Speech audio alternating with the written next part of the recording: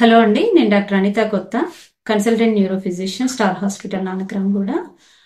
ఇవాళ నేను డిస్కస్ చేయబోయే టాపిక్ ఫిట్స్ ఆర్ సీజర్స్ వస్తున్నప్పుడు పేషెంట్ మనం ఆ టైంలో చూసినప్పుడు ఏ జాగ్రత్తలు తీసుకోవాలి, ఏం చేయకూడదు అనే విషయాల గురించి చర్చిద్దాము. పేషెంట్ కి ఫిట్స్ వస్తున్నప్పుడు కంగారు పడకుండా పేషెంట్ ని సైడ్ పొజిషన్ లో ఉంచాలి.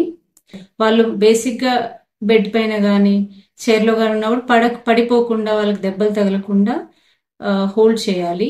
అంతేగాని ఫిట్స్ వస్తున్న పేషెంట్ ని మూమెంట్స్ వస్తున్నప్పుడు అది కంట్రోల్ చేయడానికి కానీ, నోట్లో ఏదైనా ఉంచడానికి కానీ, వాళ్ళు పళ్ళు కొరుకుతున్నారు, నాలుగు ఖర్చుకుంటున్నారు అనేది నోట్లో పెట్టడం కానీ, అలాంటివి వాటర్ ఇవ్వడం కానీ ఏమి చేయకూడదు. వాళ్ళు ఫుల్ కాన్షియస్నెస్ లోకి వచ్చే వరకు ఏమి ఇవ్వకూడదు. అండ్ బెటర్ వాళ్ళని లెఫ్ట్ లేటరల్ పొజిషన్ లో ఉంచాలి. సో ఫిట్స్ వస్తున్నప్పుడు అవి కొంతసేపు వచ్చి ఆగిపోతాయి. దాని గురించి మనమే కంగారు పడి కీస్ పెడితే తగ్గిపోతాయి, అలాంటిది రాంగ్ ఇన్ఫర్మేషన్ అండి.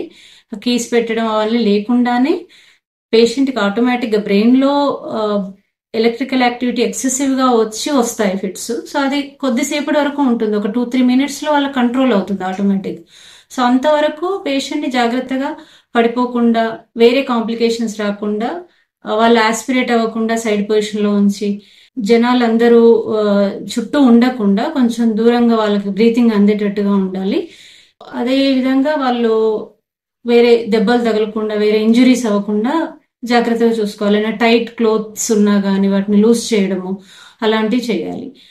అలాగే ఫిట్స్ ఉన్న పేషెంట్ లాంగ్ టర్మ్ గా ఫిట్స్ వస్తున్నప్పుడు వాళ్ళకి నిద్ర ప్రాబ్లం అంటే స్ట్రెస్ కానీ, స్లీప్లెస్నెస్, ఫాస్టింగ్ ఉపవాసాలు ఉన్న వాళ్ళు, ఎక్సెస్ గా స్క్రీన్ టైమ్, ఫోన్ ఎక్కువ చూడడం వల్ల కానీ, ఎక్సెస్ గా సన్ ఎక్స్పోజర్, ఇవన్నీ కూడా ట్రిగ్గర్ చేసే అవకాశాలు ఉంటాయి.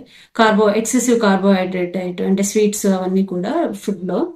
సో ఇవన్నీ కూడా ఫిట్స్ ఉన్నప్పుడు, ఎస్పెషల్లీ అన్కంట్రోల్డ్ ఫిట్స్ ఉన్న వాళ్ళు క్రమం తప్పకుండా ఫిట్స్ మెడిసిన్స్ కంటిన్యూస్ గా క్రమం తప్పకుండా వేసుకోవాలి, డాక్టర్ చెప్పిన విధంగా.